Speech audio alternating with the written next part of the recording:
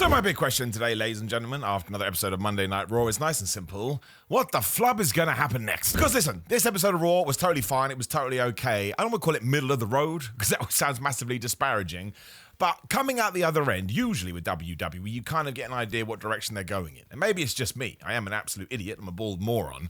But obviously we have Money in the Bank in 2 weeks. And given that we just came off Saturday night's main event, and 2 weeks before that, we came off Backlash, it just kind of feels like WWE doesn't really have the TV time right now to start going wink, wink, nudge, nudge. This is what we're going to do. Especially, understand I'm going back to SNME here. I'm not talking about Raw. We do know there is no World Championship match at Money in the Bank because it's going to be Cody Rhodes and Jey Uso taking on John Cena and Logan Paul. So both the WWE champions, the men's side, are taken out of the equation. And that's not necessarily a bad thing, especially if WWE is trying to sell the concept of the Money in the Bank more. But at the same time, 9 times out of 10, when you have something like a Royal Rumble, you have a championship match on that too. So it's going to be super interesting to see how they approach it. Because especially when it comes to Jey Uso, we know that everybody hates him, as we saw on this show. Like, as soon as he's done there, he's got that match with Gunther on the Raw, like 2 days afterwards, ever it's going to be. Seth Rollins is the long-term plan. You imagine that CM Punk's going to get involved in that at some point. Sami Zayn has talked about wanting the World Championship. Feels like it's a bit too soon for Bron Breakker, but that's going to come into gear as well. And I like that. Multiple people should be going for that world title for sure. But there's even this idea that the Saudi Arabia show, I think it's Night of Champions, is coming up soon. Is that right? I don't know. But given that John Cena went and yelled at Jey Uso backstage at Saturday night's main event, maybe we're going to do that match versus match or fight versus fight. Or maybe we're going to do that at the flipping Crown Jewel show, which is now in Australia, because last year's Crown Jewel was about fighting for that grotesque massive championship, and it was champion versus champion. Is that concept going to keep up? We don't know. So one of John Cena's matches actually could be against Jey Uso, but by the time that event comes around, is Jey Uso even still going to be the same champion, which would change all of this. So it's just interesting to me because how Raw ended was such a good match, right? Money in the Bank qualifier, Seth Rollins versus Finn Balor versus Sami Zayn. Finn Balor loses to Seth Rollins after some well-placed shenanigans from Dominic Mysterio. I still think there is way too much interference in all of pro wrestling right now, but specifically in WWE, because every single match on this show, I think apart from one of them, essentially had the same thing happen. So it would have been better if we'd saved it for the main event, but what are you going to do? I talked about it more on Ups and Downs, so maybe go check that over on What Culture Wrestling, subscribe to them, subscribe to me as well. But yeah, Seth Rollins going into the Money in the Bank is certainly interesting because I don't think CM Punk is in it at the moment. Is it even in a qualifier? That begs the question, why not? Although I still think there's 2 slots open on the men's side, but is he going to cost Seth Rollins his opportunity? Does Seth Rollins need to win? Because again, we've made it very clear he should be the champion, which I agree with. But also, does that mean when Seth Rollins becomes a champion, we go into the CM Punk feud? Because the CM Punk feud is continuing, and Sami Zayn is kind of operating in the middle of that as well. It's got a little bit wishy-washy just because Roman Reigns went away, which is totally fine from a human point of view. His name's Joseph Adewale, I believe. If that's what he's got in his deal, more power to him, he's busted his ass. But from a storyline on television point of view, it just feels we need Roman Reigns right now. I don't think he's going to be back till June or July, maybe even SummerSlam at the earliest, which is what he did last year as well.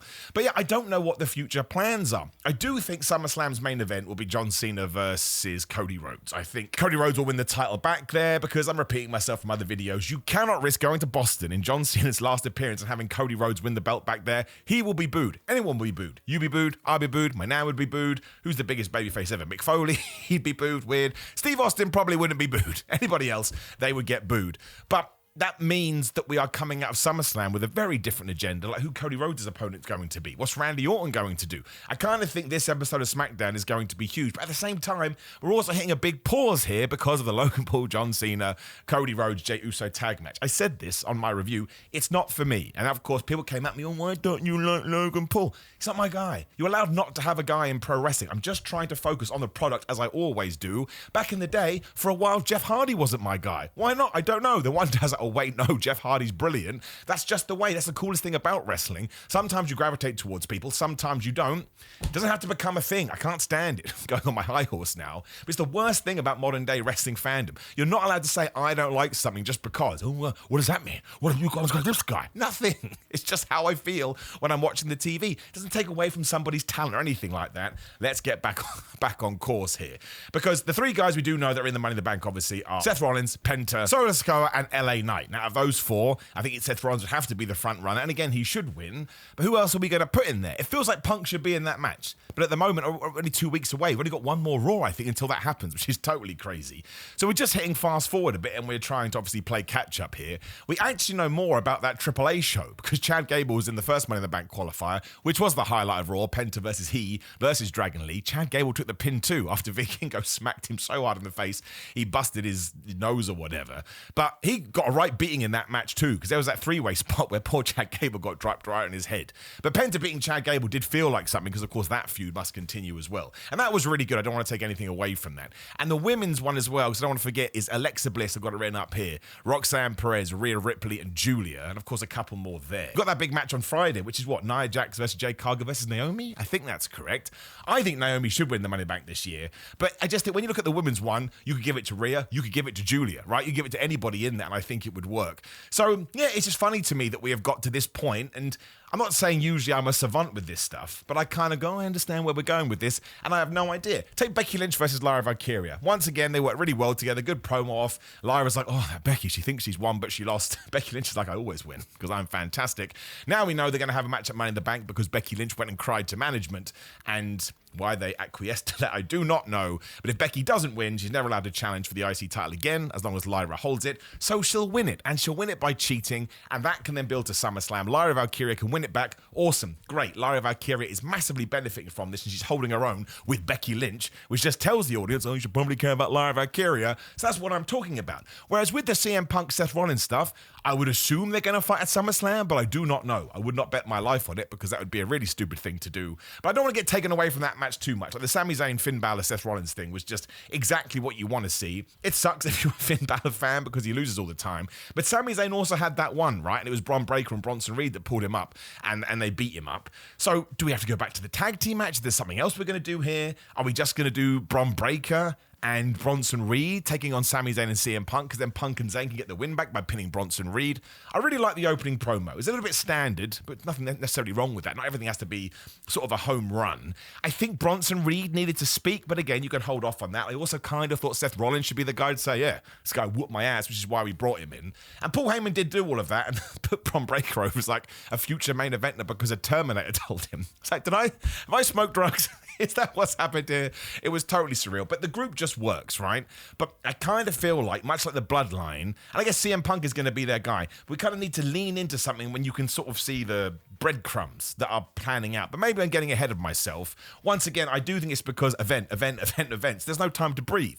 And it's on those breathable shows where you can actually start to do, once again, repeating myself, the wink, wink, nudge, nudge. I also think the tag team scene falls into this as well. Like, listen, the New Day, as far as I'm concerned, are the best tag team ever, or their top 5 minimum. I had to sit down and think about it. The War Raiders are great, and the Creeds have all the potential in the world. But now it's just become, you fight him, and you fight them, and then we'll come together and fight everyone. And the New Day did win here, but it wasn't necessarily by cheating. They basically Jedi mind tricked the Creeds and then rolled Julius Creed up after he had tried to help them. I don't think either of these needs to have a rematch, although they probably will. So we have to insert more tag teams into here, and they have to have more time to talk. Especially Kofi Kingston and Xavier Woods, or whoever their challengers are going to be. We kind of need to do what we did on SmackDown. Not like for like, but bring that kind of depth and those kind of characters across. Because the New Day heel turn has not been as good as it should have been, which has nothing to do with them. They should have won those titles within 6 weeks, and we should have capitalized on it. But like now, what do we do next? We cannot go back to the War Raiders and the Creeds, although we probably will do. And that just feels like a little bit of an oversight, as far as I'm concerned. I tell you another highlight of Raw, as I interrupt myself. Liv Morgan being back added so much to this show. She just holds her own. Like, she was kind of babyface and heel, because she tells off Dom, who was about to receive a massage from Roxanne Perez. Then she goes and not yells, but laughs at Damage Control, like, you guys suck, you can't get back together. She then loses to Kairi Sane because of outside interference. My biggest worry with this is that Roxanne and Raquel helped, but because they were fighting, because Raquel didn't want Roxanne's help, Liv Morgan forgot she was in a wrestling match and got hit with the most devastating move in all of sports entertainment, the surprise roll-up. But Liv Morgan then blamed Raquel. do not break them up as a team. I can't stand the fact, because I'm a loser, that Liv Morgan was talking about the Money in the Bank briefcase when they're the tag team champions. They haven't defended them in ages. They don't even have a feud. I guess it could be with the former Damage Control, Io Sky and Kairi Sane, which is why they talk to them. But Raquel and Liv Morgan work perfectly as a pair. We don't even need to split them up at the moment or even tease it. Now, it was great because Finn Balor thought this was the funniest thing ever. But even if we are planning to turn Liv Morgan heel, turn Raquel Rodriguez face as well. Other way around, sorry, Liv Morgan face. Although she wasn't really acting as a face at some points. But Raquel has to go with her. They work too well together, and we've only just started here. So, I mean, that's not a problem. It's just something I need to see transpire on my television. But Liv Morgan feels like a massive star now, especially because she just filmed this movie, which is always cool. So that is certainly going to help. I thought that was pretty good. And of course, you had more interactions between Sami Zayn and Jey Uso too, and Sami Zayn and Karrion Kross, which is the feud that will continue to go on but never actually lead anywhere. Although I presume that will be a side quest that Sami goes on at some point. But the whole point of all of that is to tell you that Sami Zayn eventually is going to go after the World Championship. He's obviously not going to be in Money in the Bank now, but he does have Jey Uso's back. The Jey Uso storyline is really interesting, especially because he had that back and forth with Gunther, when Gunther said, you're not a real champion, you don't understand, you're trying to protect people, you have to be a loner like me. And I don't think that Gunther is going to win the belt back there, but I'm not sure. And that's the kind of jeopardy that I will always go on about and bore you to tears with, because it means during that match, I won't know what's going to happen. This ties into my other problem with WWE, which is I'm convinced there'll be a distraction, maybe by Seth Rollins. That wouldn't make any sense.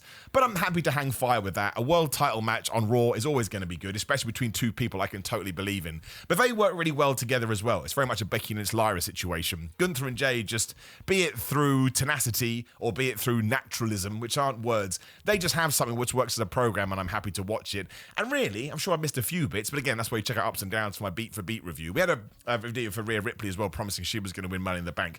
But ultimately, that was kind of what happened. It was very much, let's just move these things in place and take one step forward towards Money in the Bank without really revving anything up to the point you're like, oh my gosh, I can't believe it. And CM Punk really is the main babyface on Raw right now, which would sort of suggest, is he above Jey Uso? I kind of think he is. And that would sort of suggest at one point he has to be the world champion. So I'm starting to think maybe Seth Rollins wins Money in the Bank. He cashes in before SummerSlam, which would be kind of crazy. Maybe he cashes in during that Gunther versus Jey Uso match. You know what? That's what I think is going to happen. He cashes in there, and then SummerSlam is CM Punk versus Seth Rollins. But then you can make the argument, Simon, you want to change the belt that quickly to CM Punk? Don't know. I'd have to watch the TV and how it does play out. But then if you have John Cena versus Cody Rhodes one night, because SummerSlam is 2 nights, and Seth Rollins versus CM Punk for the belt the other night, that is pretty big. And you're probably going to have Solo Sikoa versus Jacob Fatu for the US title. And in terms of the Intercontinental Championship, I mean, Dominic versus AJ Styles? No, that's wrong completely. AJ Styles punched out. Who did he punch out? Chad Gable, who has a list of enemies because Chad Gable keeps interfering in his matches. What happened to that? AJ Styles wanted the IC Championship. Did he get the match? Well, if he did, he definitely got distracted. Or there was definitely interference. I don't know. I think things will kick into gear after Money in the Bank. I do think WWE has too many shows, but also what an asshole thing to say. We're getting all this content. Why am I complaining? Sometimes you just need, again, it's the only way I can think to put it, sometimes you do just need some room to breathe. But if you are a wrestling fan overall, like we all should be, it's been a very exhausting weekend. An awesome weekend, but there was the TNA show, there was Saturday Night's Main Event, there was the NXT show, there was the AEW show, and none of them were bad. And depending on what your personal taste is, at least one match on one of those shows is going to make you go, oh my gosh, it's so amazing. I mean, Trick Williams is the TNA champion. We are living in the nether realm. But yes, I'm intrigued to see what we do next week. I'm intrigued to see what we do on SmackDown, because that's where all the World Championship on that side is going to be sewn up. But it's okay at the moment. I do think we've hit a little bit of a post-WrestleMania lull, but trust me, it's not as bad as it used to be.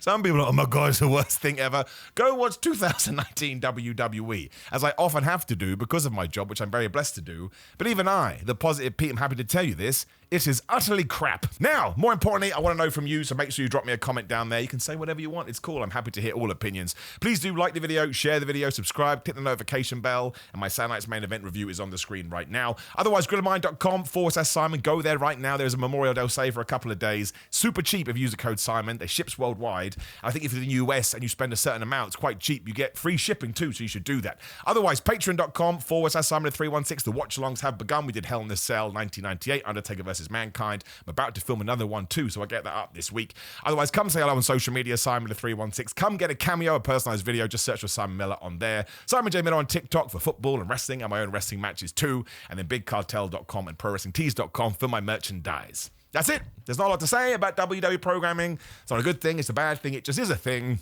I'll see you soon.